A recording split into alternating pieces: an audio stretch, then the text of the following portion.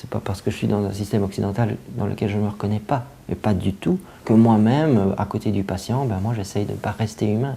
Il est bon aussi de garder un pied dans le système, parce que si on se sort trop tôt, ou trop fort, ou trop vite, ben on va être marginalisé, et notre voix peut aussi perdre complètement son intérêt. Mais c'est vrai que maintenant, pour être tout à fait logique, moi, il y a un pied qui... C'est un grand écart, en fait.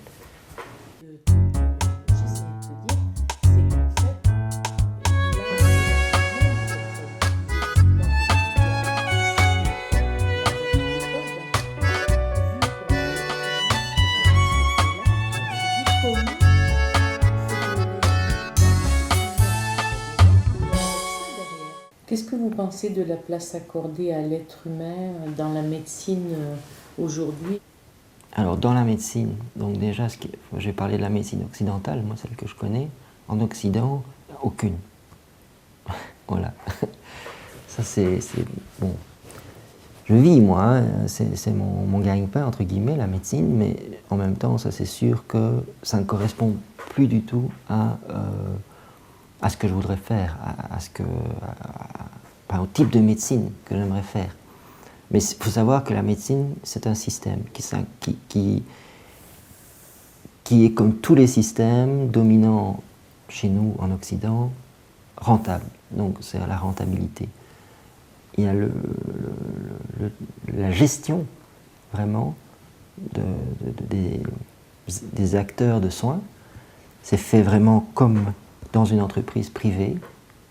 Ça, c'est une chose qu'il faut vraiment voir. Donc le personnel de soins est traité, je vais dire vraiment, il doit être rentable et traité comme n'importe quel personnel d'une entreprise privée, d'une firme privée. Forcément, ça se ressent sur la qualité des soins. Mais le malade, surtout, est aussi une marchandise. Donc c'est quelqu'un qui doit être rentable. Donc on va lui faire des examens, on va lui prescrire des traitements, mais à tous les niveaux. Alors on sait maintenant que la plupart des psychotropes sont des placebos au mieux, des médicaments toxiques au pire. Donc ce sont des médicaments rendent malades les gens. Pour qu'ils reviennent encore une deuxième fois à l'hôpital, on leur represcrive un autre médicament qui va traiter l'effet secondaire créé par le médicament précédent, et ainsi de suite. Il y a des fantastiques films sur Internet, des livres surtout, mais même de médecins dont on ne peut pas les accuser de, que sais-je, d'être radiés à l'ordre ou que sais-je, des médecins respectés, respectables. D'ailleurs, j'ai un livre, je montrerai, des professeurs d'université, enfin des gens qui se réveillent, qui, je pense comme moi, pour lequel ce qu'ils ont voulu faire un jour ne correspond plus du tout à ce qui est fait. Donc il y a gagner sa vie, et gagner sa vie, là c'est vraiment un système qui devient fou, et il est partout, mais il le devient également dans la médecine, dans la santé. Il n'y a plus de place pour l'être humain, aussi bien la personne qui travaille, donc je prends l'infirmière par exemple, c'est un numéro, on la déplace, on la met à gauche, à droite. Enfin, on ne s'occupe plus de son bien-être ou pas. Or, une infirmière qui aime bien ce qu'elle fait, elle soigne bien son patient, tout simplement. Mais non, ce n'est pas rentable. Ce sont des investissements matériels, on va repeindre les murs, mais on ne va pas engager plus d'infirmières. Mais aussi au niveau du malade. Il faut qu'il soit rentable, il faut qu'il passe dans un maximum de machines et dans un maximum d'examens et recevoir un maximum de médicaments. Comme ça rapporte. Et ça ne rapporte même pas à l'État, qui pourrait ainsi réparer des routes avec cet argent, et ainsi de suite. Ça rapporte aux firmes pharmaceutiques. C'est pas parce que je suis dans un système occidental dans lequel je ne me reconnais pas, mais pas du tout, que moi-même, à côté du patient, moi j'essaye de ne pas rester humain, de l'écouter. L'acte que je vais faire, de le faire le plus humainement possible. Et ça, je sais que, par des feedbacks, que ce soit à mon époux, je l'ai rencontré comme ça, infirmière, mais aussi des endroits où je travaille, que c'est comme ça que je suis un peu perçu. Mais c'est sûr que le système, là, je ne m'y reconnais pas, mais j'y suis.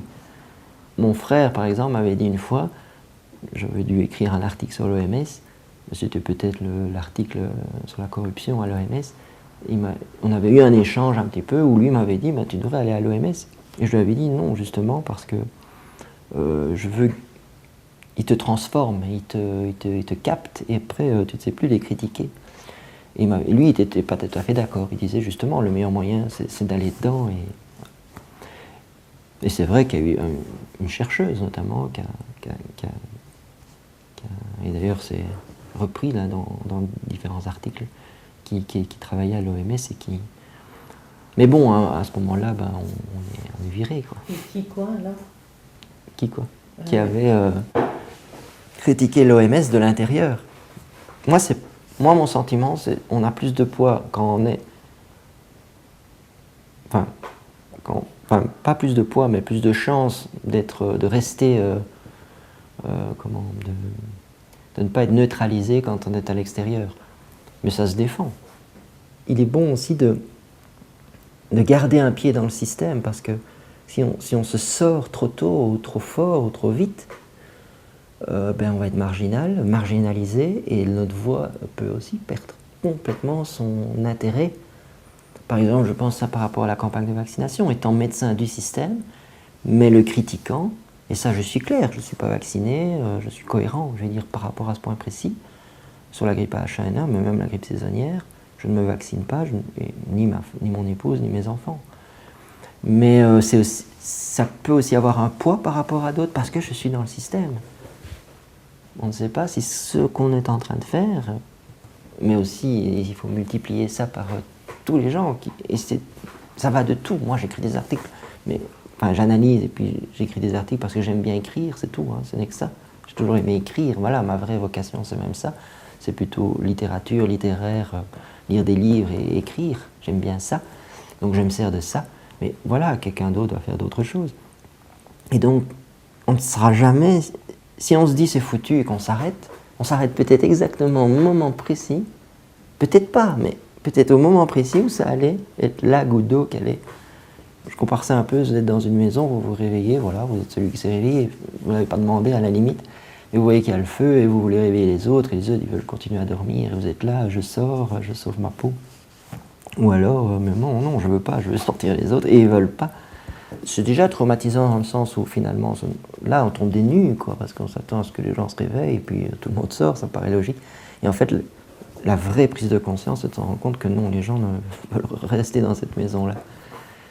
Mais quand c'est en plus les gens proches dont on pourrait se dire, si mon mari me dit ça, ça va de soi, eh ben non, c'est presque là que vis-à-vis même de mon père, ou mon frère, lui un peu différemment, lui, mais c'est là encore que là, il y a eu le plus de résistance.